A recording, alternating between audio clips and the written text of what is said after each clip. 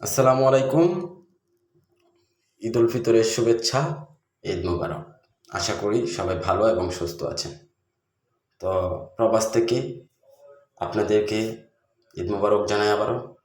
তো প্রবাসীদের ঈদ কিন্তু আলাদা, বাংলাদেশের মতো কিন্তু প্রবাসীদের ঈদ হয় না।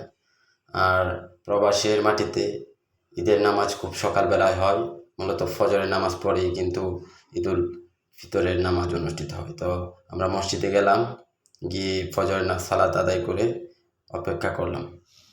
অপেক্ষা করার পর মসজিদে কিছুক্ষণ বসলাম, বসে চারপাশ দেখছিলাম।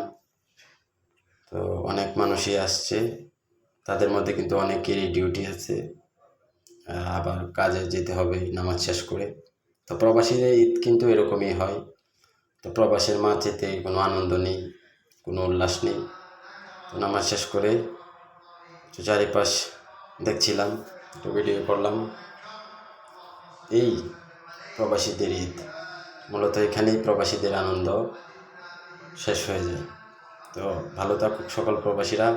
আর দেশান্তরে যারা এই ভিডিওটি দেখছেন, সবাইকে আবার জানাই ঈদ মুবারক, ঈদ মুবারক, ঈদ মুবারক, মুবারক ঈদ মুবারক, মুবারক ঈদ মুবারক, मुबारक ईद मुबारक, मुबारक ईद का दिन मुबारक हो, खुशियों का दिन मुबारक हो।